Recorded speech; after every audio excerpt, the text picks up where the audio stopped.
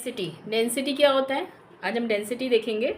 Class 8 का एक topic है, 9th में, 8th में, 10th में हर जगह काम आएगा। तो डेंसिटी किसी ऑब्जेक्ट की हमें लाइटनेस और हैवीनेस बताता है कि कौन ऑब्जेक्ट ज़्यादा लाइट है या हैवी है। अगर हम वुड उठाएं, वुड का पीस उठाएं, तो वुड का पीस क्या होगा? हल्का होगा बहुत वेट में। और अगर हम आयरन उठाएं तो आयरन बहुत भारी होगा। तो क्यों आयरन भारी होता है और वुड क्यों हल्का होता है? बिकॉज आयरन की डेंसिटी वुड की डेंसिटी से ज़्यादा होती है। तो डेंसिटी बेसिकली हमें लाइटनेस और हैवीनेस बताता है। और डेंसिटी का फॉर्मूला मास अपॉन वॉल्यूम होता है। मतलब हम किसी सब्सटेंस का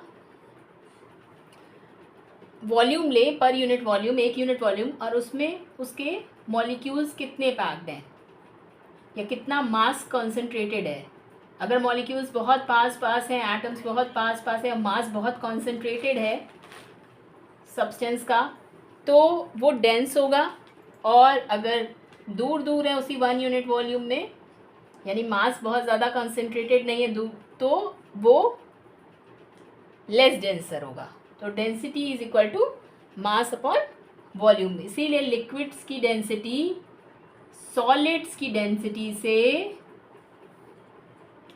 कम होती है कि नहीं? क्योंकि लिक्विड्स के मॉलिक्यूल्स दूर दूर होते हैं और सॉलिड के मॉलिक्यूल्स पास होते हैं। और यहाँ से यूनिट डिराइव करेंगे डेंसिटी की, तो क्या निकलेगी? मास की यूनिट आप किलोग्राम या ग्राम मान लो, वॉल्यूम की यूनिट आप मान लो सेंटीमीटर क्यूब। तो इस तरीके से डेंसिटी की यूनिट ग्राम पर सेंटीमीटर क्यूब या किलोग्राम पर मीटर क्यूब। तो ये है आपका डेंसिटी का कॉन्सेप्ट। ओके, अब इसी डेंसिटी पे बेस्ड 1-2 कॉन्सेप्ट्स और समझेंगे कि कोई चीज़ पानी में डूबती क्यों है, पानी में तैरती क्यों है, और पानी जब सॉल्टी होता है तो उसमें चीज़ तैरती है। तो अभी हम देखेंगे कि ये कॉन्सेप्ट है क्या। तो अगर किसी सब्सटेंस की डेंसिटी पानी से ज़्यादा है तो वो उसमें डूब जाएगी। तो वाटर से अगर डेंसिटी किसी भी सब्सटेंस की ज़्यादा है, density of substance, density of water, कोई भी सब्सटेंस लो, आयरन लो, वुड लो, तो वुड तैरता है क्योंकि इसकी डेंसिटी कम होती है, आयरन की ज़्यादा होती है। तो density of water, density of substance, अगर डेंसिटी बड़ी है तो डूबेगा। अगर डेंसिटी पानी की ज़्यादा है, density of water, density of substance, तो तैरेगा। और अगर बराबर है तो नीदर फ्लोट नॉर सिंक।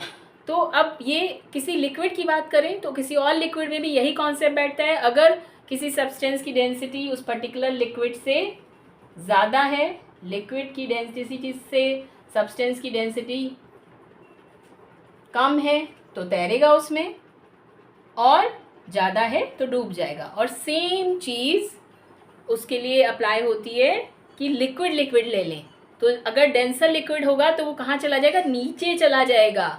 आपने कभी ऑयल, केरोसिन और उसको मिक्स किया हो वाटर को, केरोसिन ऊपर रहता है, तैरता है। केरोसिन क्यों तैरता है? क्योंकि केरोसिन जो है वो उसकी डेंसिटी कम है और वाटर की डेंसिटी ज़्यादा है। तो जो डेंसर लिक्विड होता है वो नीचे चला जाता है, इट मूव्स डाउन, और लोअर डेंसिटी वाला लिक्विड ऊपर आ जाता है। हम केरोसिन में ऊपर आग भी लगा सकते हैं। पानी में आग कैसे लगती है? ऐसी से लगती है कि पानी में ऊपर केरोसिन होता है, आप आग लगा दो, आग लग जाएगी। बचपन में एक्सपेरिमेंट सबने किया होगा, देखा होगा, कहीं ना कहीं सुना होगा कि ऐसा होता है। तो डेंसिटी इस तरीके से वर्क करती है। एक हम एक्सपेरिमेंट देखेंगे कि जब हम सॉल्ट और वाटर ले रहे हैं, सॉल्टी वाटर और नॉर्मल पानी, तो कैसे सॉल्टी वाटर में पानी चीज़ तैरेगी और नॉर्मल पानी में डूब जाएगी वही चीज़। अभी ये मैं एक्सपेरिमेंट देखते हैं। वाटर और सॉल्टी वाटर में किसी सब्सटेंस का कैसा बिहेवियर होगा फ्लोटिंग और सिंकिंग को लेकर, एक बार चेक करते हैं। ये नॉर्मल वाटर, टूथपिक नीचे जाके बैठ गया यानी डूब गया।